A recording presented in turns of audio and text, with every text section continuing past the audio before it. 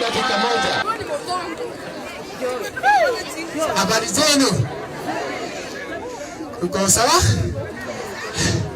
Mimi naitwa Koki, nimetoka Japan. Napenda Kenya, napenda wewe, napenda yeye. Najua babu kwa sababu bila babu ni baada ya babu ni babu. Huyu ni nani? The governor ni nani? Governor ni nani? Governor ni nani? Asante sana. Chenye hamjaona hii Nairobi hamtaona mahali popote. Si unaona sasa Wakenya wako serious? Huyu anaitwa Koki. Ni Japanese.